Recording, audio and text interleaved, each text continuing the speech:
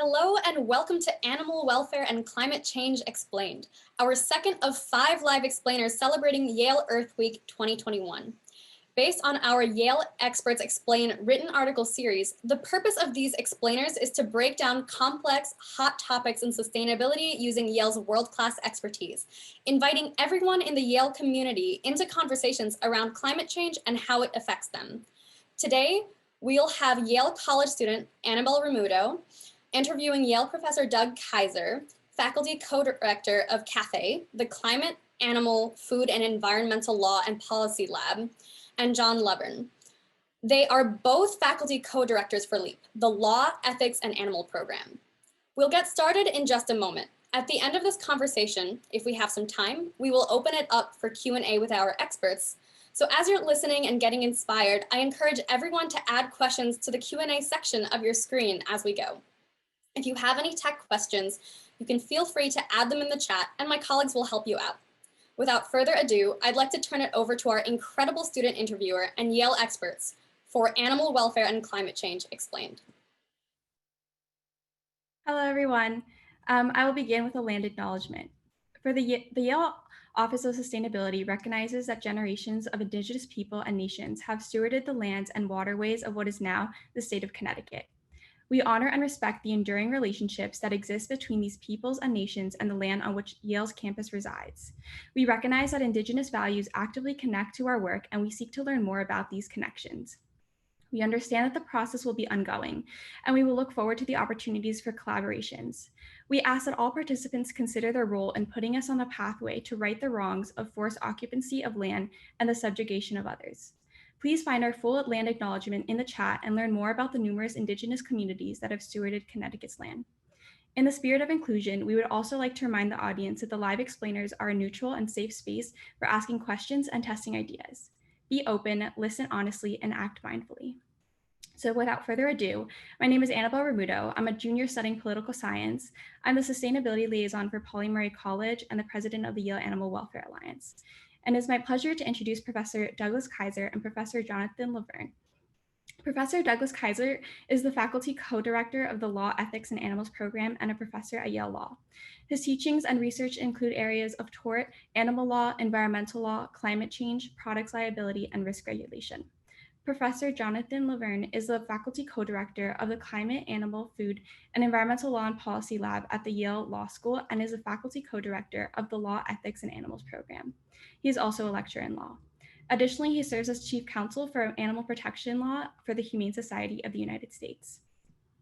So to begin our discussion, could you please define animal agriculture and expand on why the heavy consumption of meat and animal products by humans is harmful to the environment? Doug, do you want to go with that one, or I can? I'm happy to defer to you on this one, John. All right, I'll start with the definition. There's no clear answer to that question. I mean, in the broadest sense, animal agriculture is every system wherein animals are being raised by humans for food or fiber. And we tend to focus on terrestrial animal agriculture and talk about it a lot.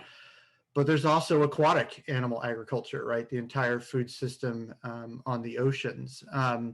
So that system has a lot of externalities, moving to the question about harm. And so one of the things we talk about and explore is what are all these negative externalities for animals, humans, and the planet. And within that, we can think about exploitation on a number of levels. We can talk about exploitation of workers in that system. We can talk about exploitation of farmers, about animals, air and water pollution, and climate. And one of the reasons why this merits attention is there's pretty broad consensus that animal-based diets are more resource intensive and less efficient than plant-based diets. And we could talk a little more about that, but also a concern that emissions from these systems is probably not sustainable past 2050 and are going to frustrate meeting our stated climate goals.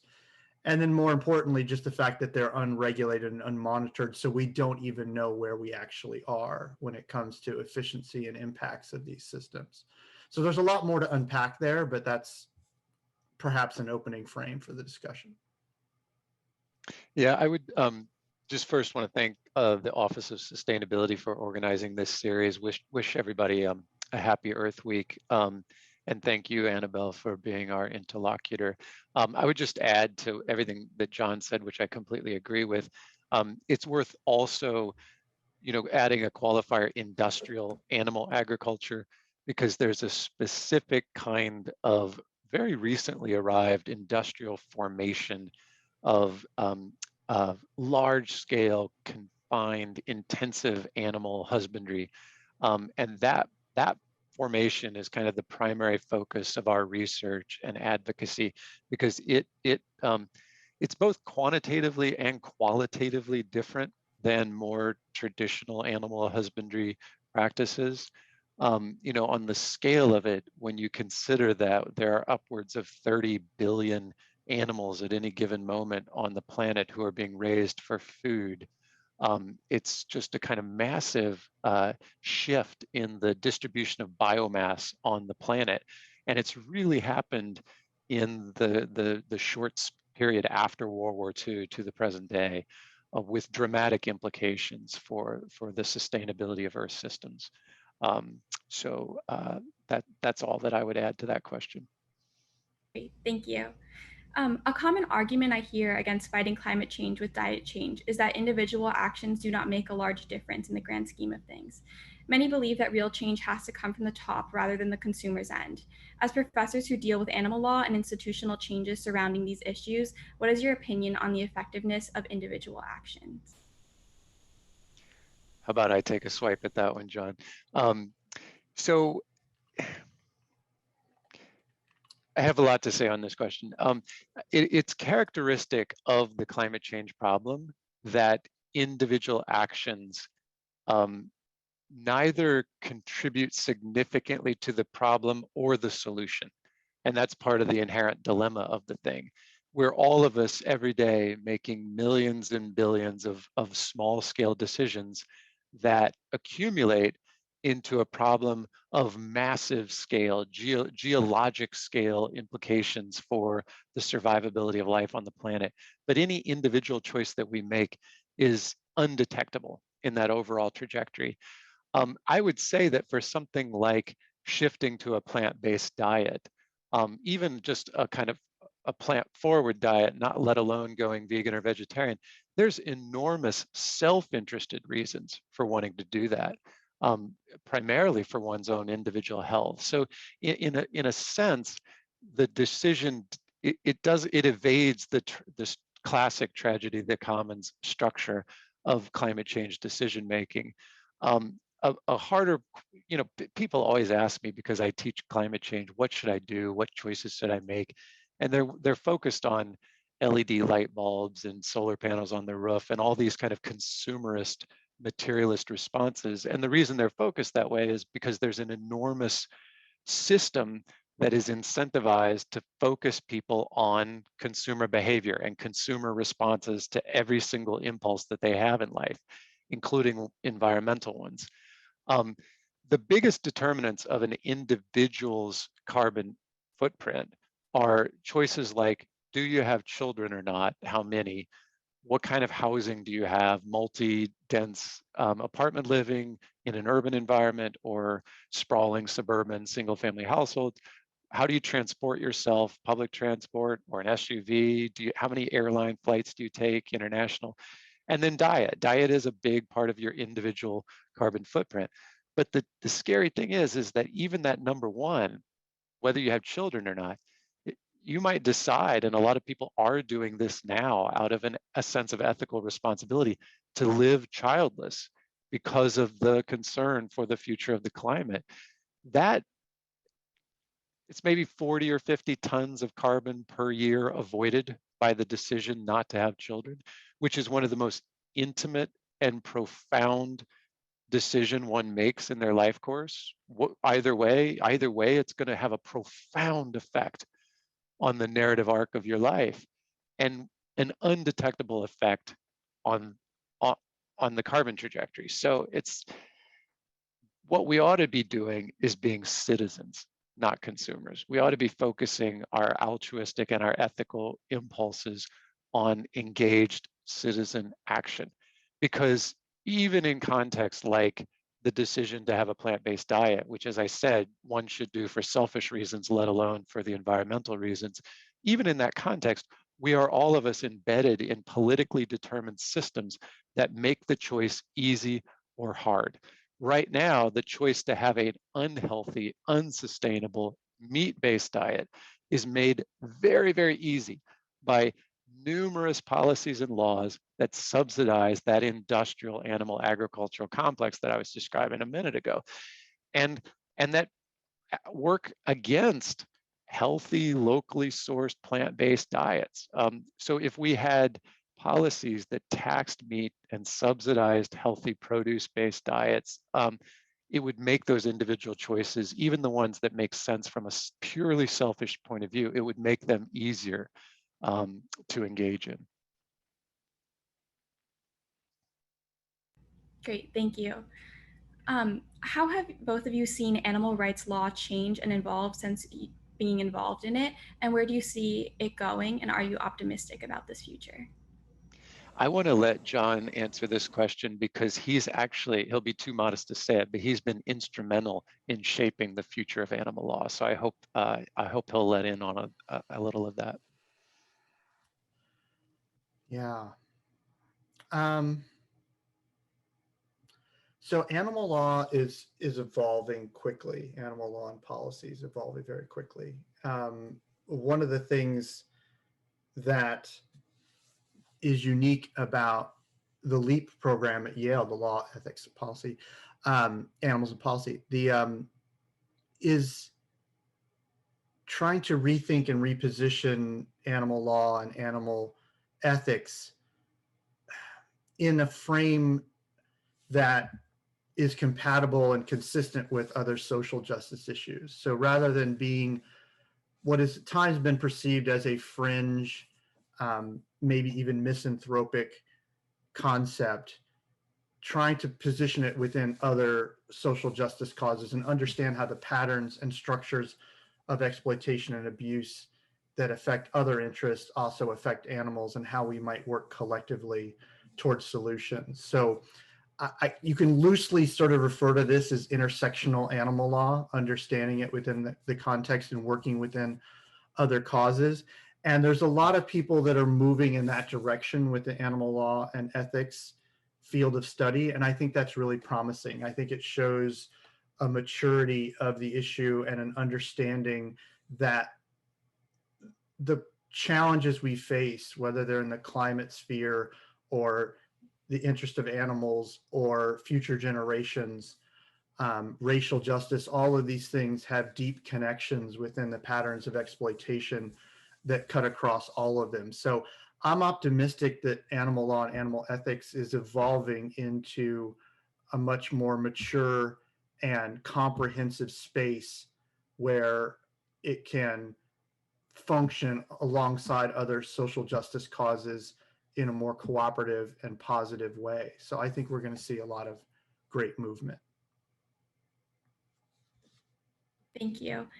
So a little bit contrary to that, what do you think are the biggest challenges that are still in place of fighting the system of animal agriculture that we currently have?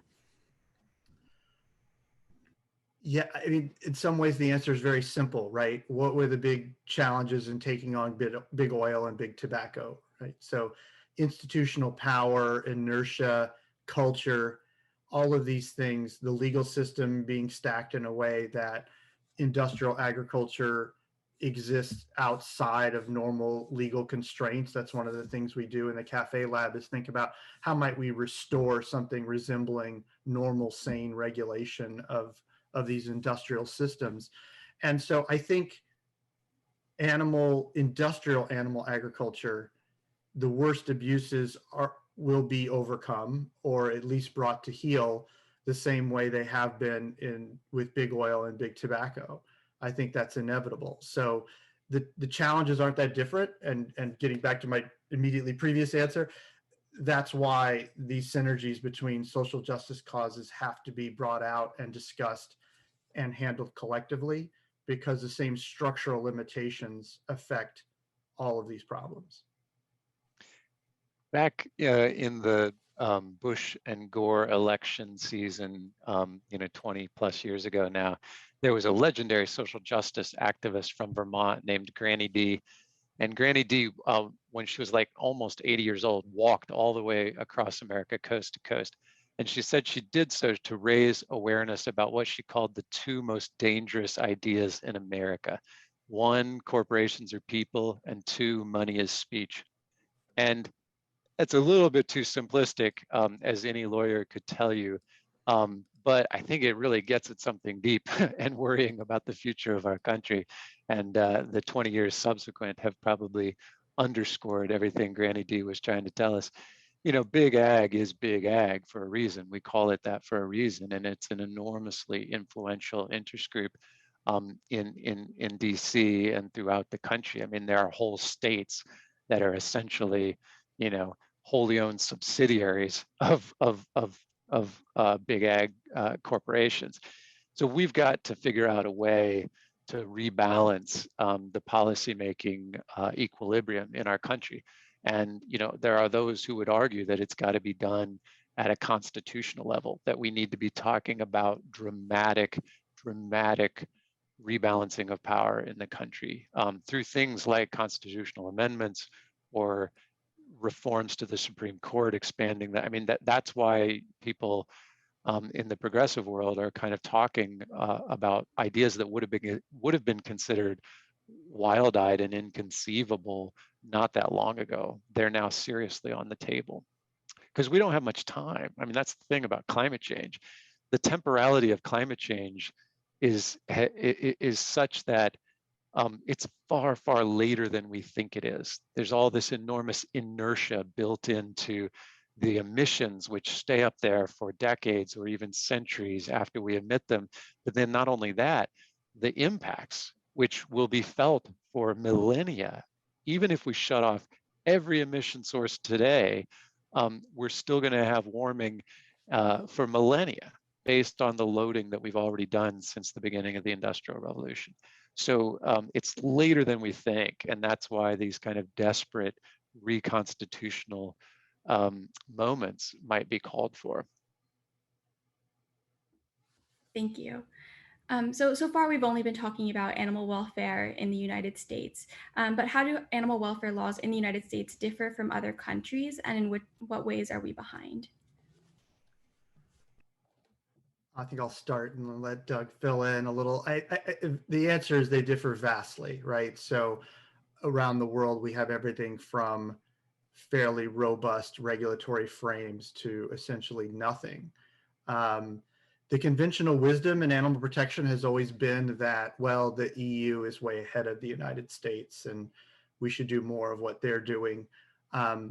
In some ways, the United States now, with regard to farm animals, has surpassed some of the early EU regulations.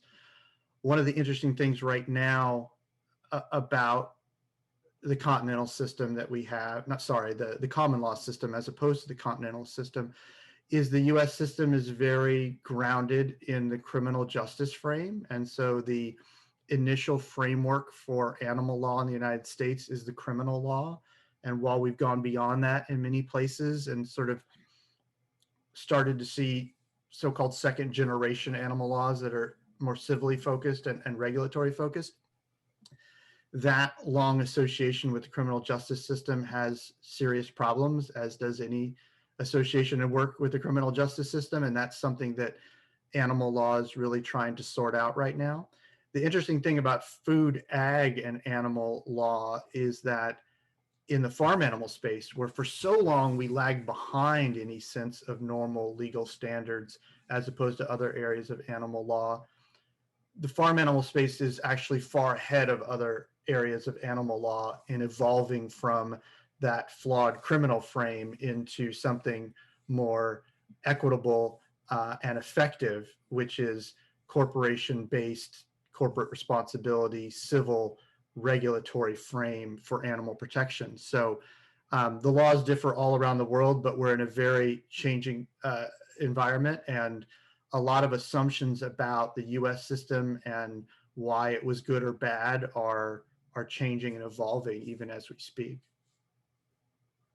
When we think about climate change and animal welfare, we could think of kind of two very broad categories. One is the welfare or lack of welfare that's being suffered by the billions of animals in the modern industrial animal ag system, and that's where the vast majority of animal suffering at the hands of humans right now is happening in those spaces, and those spaces are largely unregulated, as John mentioned. They're unregulated both from the animal protection standpoint, but also largely from the environmental standpoint, from the greenhouse gas regulation standpoint. There are some jurisdictions like New Zealand that are flirting with bringing animal ag into their emissions caps, but we've yet to see how they're actually going to implement that. I think there's an enormous kind of hope among industry supporters that we can come up with technological changes, dietary additives to animals to reduce their methane emissions and so on. And there may be some room for that, but still they'll remain a very large scale problem.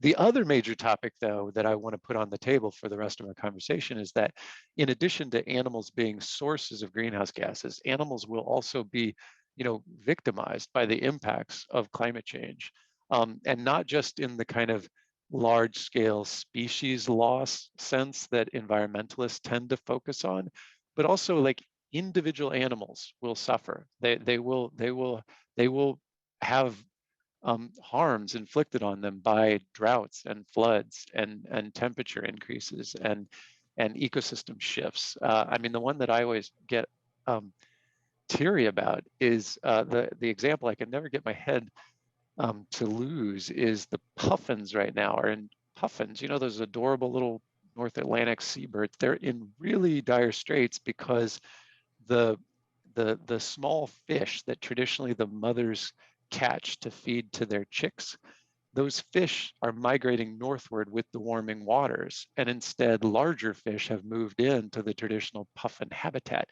And so there's these photos of the moms trying to stuff these outsized fish down the throats of their struggling chicks, and the chicks are dying from malnutrition because the moms can't feed them.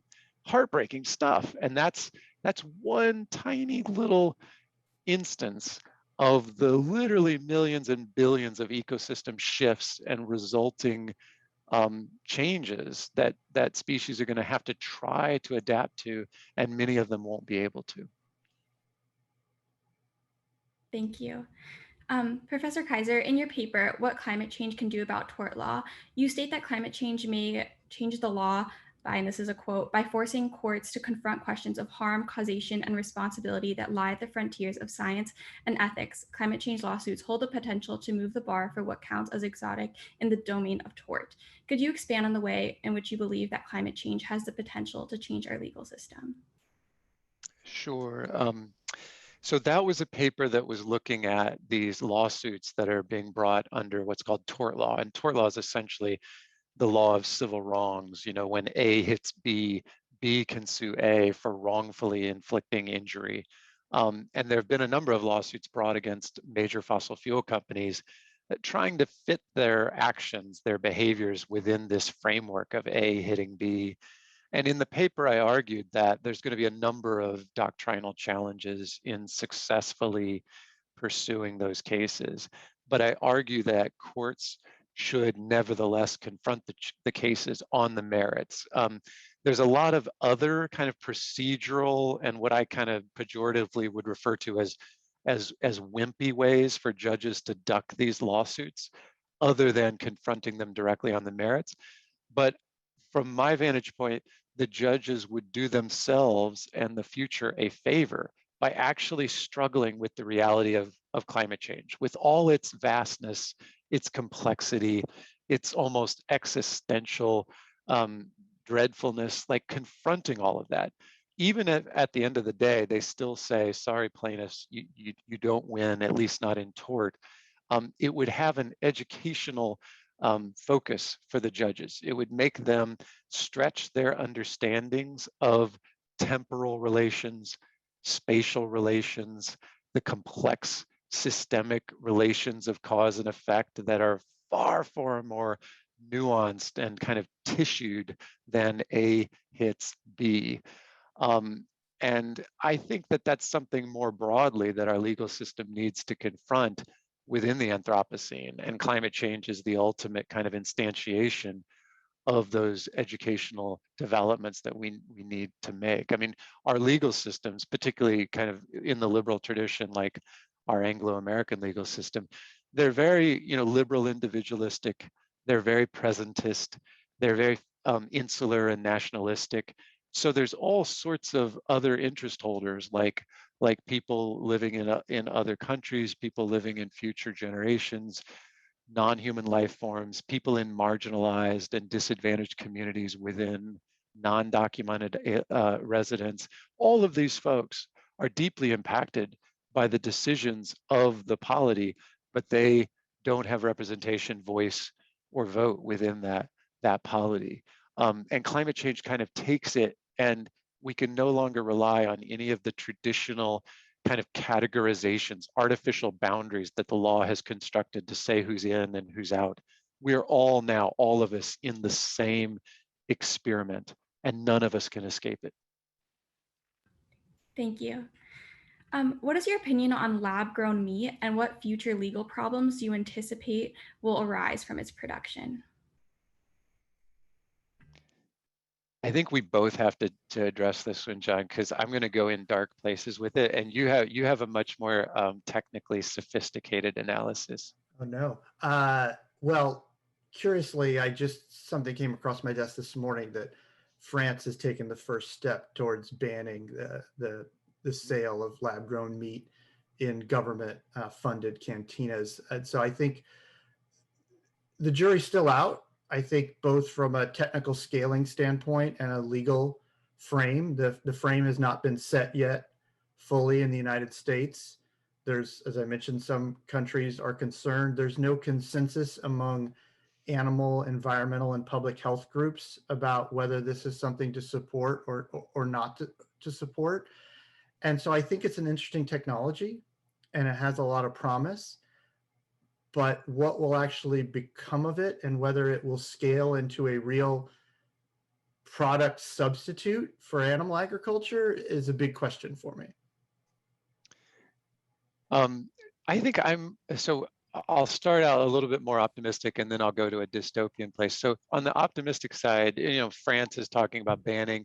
Singapore has recently given approval to, I think, one of the world's kind of first mass market lab meat products. I think it'd be crazy not to kind of actively pursue this technological development as part of an overall portfolio of climate approaches. I mean, if it serves as a adequate consumer substitute for industrial grown meat, then in theory it can do so at far, far less environmental impact. There's real big open questions about the greenhouse gas part of that. And that a lot of that has to do with the fact that our electricity grid is still a very dirty grid, and lab-grown meat is very electricity intensive as a process. But that a lot of what we're doing right now by trying to electrify vehicles and electrify residential energy, a lot of that is all about cleaning up the grid, like concentrating these emission sources into something that we can manage better because we know how to regulate a grid. So I would say let's keep investigating. Let's push back on these kind of Orwellian obstructionist efforts by big ag to like ban the use of the very word meat in the marketing and description of these products. I don't think we should let industrial lobbyists control the use of the English language that way. I think that's a very worrying precedent. All that said, that kind of qualified optimism, I think there's a very interesting question that none of us are talking about, which is, what is this stuff, right? Is it really meat?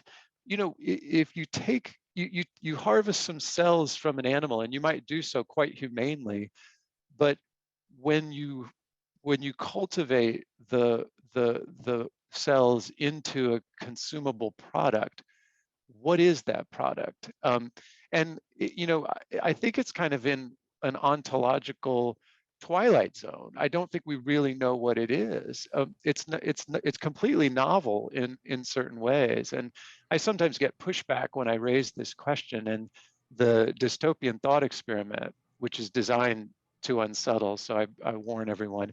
But if it's not meat, and if no one should be thinking of it as meat, and no one should have humane concerns or other kinds of ethical objections to consuming lab-grown meat, would we say the same if the cells originated from a human animal, right? Would we all eat human hamburgers if they were grown in a lab? I feel like that's an unsettling question. And it's not just because of some, cannibalism taboo that is misfiring according to the evolutionary psychologists. It's not just that. It's because it's something new in the world, and we don't know what it is yet. And we need to have a kind of open, I think, kind of democratic and open discussion about what it is and how we relate to it. Thank you. The pandemic has brought up many questions on how humans' interactions with animals at the scales at which it is happening may be detrimental to public health. What is your opinion on this, and do you think COVID-19 will change laws surrounding animal agriculture?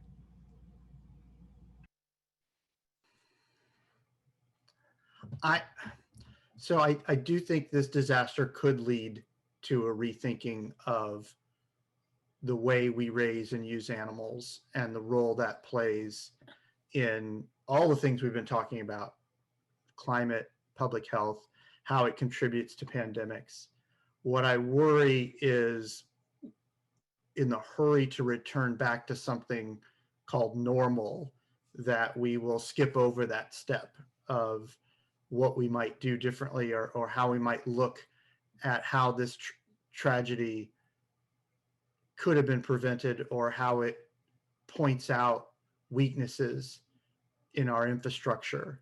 And I think I worry it comes down to a question of how much do we value human life, not just animal life, and how much are we willing to pay in terms of risk and lives lost so that we can continue to produce and consume the products that we want to produce and consume. There's a new report out about the uncaptured cost of meat consumption in Italy, and it's pretty shocking. It comes to the conclusion that it's costing Italy 37 billion euros a year and 350,000 hours of human life per year to continue at the rate of consumption and the type of consumption that's going on. So I think the pandemic and questions about the food system and human life, it raises a lot of questions that we could grapple with, but I'm not convinced that we will. Yeah, I'm probably in the same place as John. I mean, the pandemic has laid bare so many structural inequities, so many unsustainable structural aspects of our current ways of living, consuming. And I think we've had a great pause, and we've had a great kind of opportunity to reflect on that and use it to build back better, et cetera, but I worry that there are also other narratives available to kind of can perpetuate our kind of fantasy of a sustainable cornucopia of consumption. So, an available narrative for people will be, well, this just originated from live animal wet markets in other places, and there'll be a kind of racialized and othered way of dismissing the risk as not being something that we're a part of or that we don't contribute to. When in reality, the risk of these kind of zoonotic diseases it's pervasive across the world now. It's not just live wet markets, it's the human incursion into the wild spaces of the planet, which has become near total. And much of that is driven by, kind of Western heavy meat intensive diets, which require tearing down more and more rainforest and wild places around the world to either raise cattle or raise the crops that feed cattle for us. So I hope, like John said, I hope that the pandemic can be an opportunity to radically rethink these structures, which, as I said, they're unsustainable, they're inequitable, they're also risky, like risky right now, not risky in the future. Thanks so much, John, Doug, and Annabel, for this conversation. I'd love to give everyone a chance to respond to some of the questions that are coming in from the audience. Those of you that are in the audience, if you haven't done so already, pop your questions in the Q&A portion of the chat, and we'll try to get to them in our next 5 or so minutes. So the first question seems to be a clarifying question about this question about lab-grown meat. What is France's reasoning for taking steps towards banning the sale of lab-grown meat at this point in time? I don't know. I've seen the report that they may have passed some kind of limited ban with regard to government-funded cantinas, but I have not had any opportunity to explore it. I think that it's concerning because, as Doug mentioned, I think that alternatives of all types need to be explored, and they're not silver bullets, but they need to be explored, and the research needs to be supported. So this type of sort of knee-jerk ban, it concerns me. Right, thank you. Another question that has come in the chat, some agricultural experts argue that a sustainable, organic, free-range cattle doesn't produce greenhouse gases and actually contributes to carbon sequestration. Do either of you have thoughts on this? Yeah, I mean, there are conflicting studies on this question. I assume the question means net, that whatever emissions are offset by whatever sequestration is taking place. The jury's still out on that. If you want to have a Twitter war, it's a great topic to get on there and fight about. I think how that compares to other alternatives or other systems or traditional agriculture, we don't really know. And this is something Doug and I have already alluded to that is a real problem. Because industrial agriculture, which is 98, 99% of all food, isn't regulated with regard to emissions and isn't studied the same way, we don't have anything to compare those systems to. So even if we knew what the regenerative grazing systems were doing, we don't currently have anything to compare it to. We have conjecture and we have debate about how much emissions is coming out of industrial animal agriculture, but because it's not measured or regulated, we don't have sort of the baseline information that we need. Now, there are studies of it, and those are very dependent on whatever area happens to be used for that particular study. So I think it's a fascinating question whether or not there are truly regenerative systems or whether those can scale in a way that would meet the current demand. But as of yet, that's another question I believe that the jury's still out on.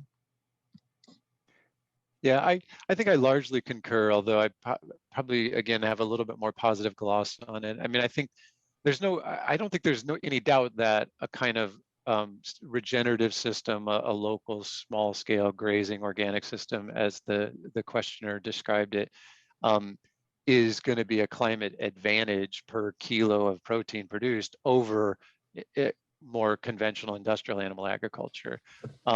Whether it becomes net zero and the kind of the precise tons of carbon avoided, all those questions, I think John is right. We're early in the stages of quantifying that. But the scaling question, I think, is really challenging. I don't see that there's adequate arable land on the planet to scale that in a way that could continue the level of supply that is meeting consumer demand. So something else has to give. And it seems like the obvious thing, which weirdly becomes the hardest thing, is that we need to eat less meat. Like that just seems like it should be part of the policy discussion. We seem instead to be inclined to look at how do we fix supply rather than how do we adjust demand, because it's hardwired into our minds that we should always be coming up with technological fixes, other workarounds to just keep the kind of relentless systems going. Great. And this might be our last question of the day from audience member. What do you see as the future of animal testing in colleges? And as we are at a university setting, what can be done at Yale to better the conditions of these animals?